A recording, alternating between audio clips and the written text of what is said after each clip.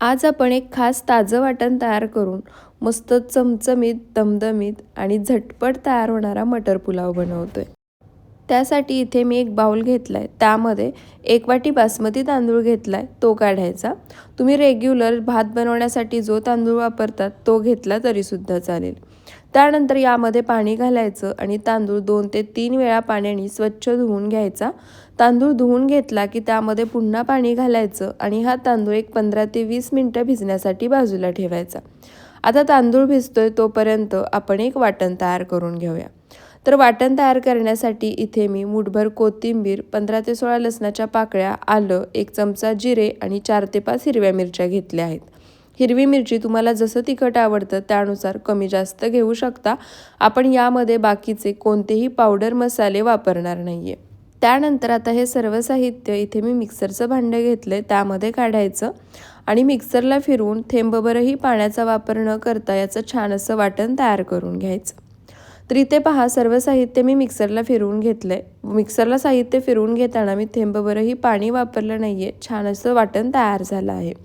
जर तुमच्या मिक्सरच्या भांड्यामध्ये व्यवस्थित वाटलं जात नसेल तर फक्त 1 चमचाभर पाणी तुम्ही या ठिकाणी वापरू शकता. त्यानंतर इथे मी गॅसवर कुकर गरम करायला ठेवला आहे. कुकर गरम झाला की आता यामध्ये तेलाच्या किटलीमध्ये जी पळी असते त्या पळीने 3 पळी मी तेल घालणार आहे. तुम्हाला जर हवं असेल तर तुम्ही तेलाऐवजी तुपाचा वापरसुद्धा करू शकता. तेल गरम झालं की आता यामध्ये काही खडे मसाले घालायचे. त्यासाठी इथे मी 2 तमालपत्र, दालचिनी, चिरफळ, काळी मिरी, 1 मोठी वेलची, 2 हिरवी वेलची, 1 दगडफूल आणि अर्धा चमचा जिरे घेतले आहेत.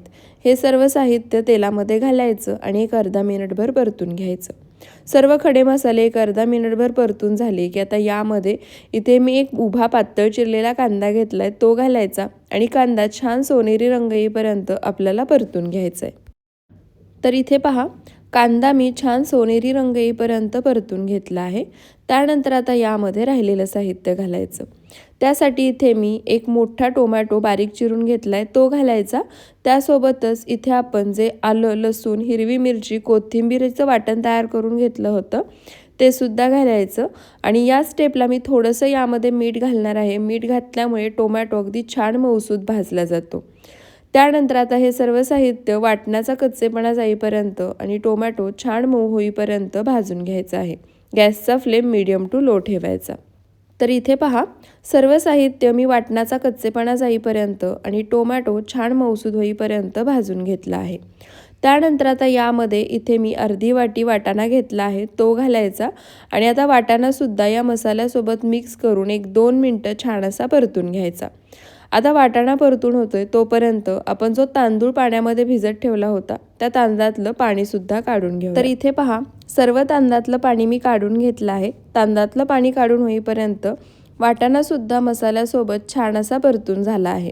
आता गॅसचा फ्लेम पूर्णपणे लो करायचा आणि भिजवून घेतलेला तांदूळ यामध्ये आपल्याला काढून घ्यायचा आहे. आता या ठिकाणी हा मसाले भात आपण कुकरमध्ये बनवतोय. कुकरमध्ये भात बनवताना पाण्याचं प्रमाण किती वापरायचं आणि जर कुकरमध्ये तुम्ही बनवणार नसाल, पातेल्यामध्ये किंवा कढईमध्ये बनवणार असाल तर किती वापरायचं हे सुद्धा मी पुढे सांगणारच आहे.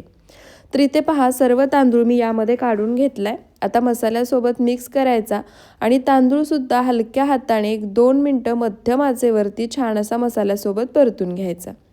तर इथे पहा, तांदूळ 1-2 मिनटं मी मसाल्यासोबत छान असा परतून घेतलाय. आता या वाटीने मोजून मी या ठिकाणी 1 वाटी तांदूळ घेतला होता, त्याच वाटीने मोजून मी यामध्ये 2 वाटी पाणी घालणार आहे. म्हणजे जेवढा तुम्ही तांदूळ घ्याल त्याच्या डबल या ठिकाणी तुम्हाला पाणी वापरायचं आहे जेव्हा तुम्ही हा मसाले भात कुकरमध्ये बनवाल. आता हा मसाले भात जर तुम्ही कढईमध्ये किंवा पातेल्यामध्ये बनवणार असाल तर 2.5 वाटी इतकं पाणी तुम्हाला वापरावं लागेल. पाणी घातल्यानंतर आता सर्व मसाला पाण्यासोबत एकदा मिक्स करून घ्यायचा.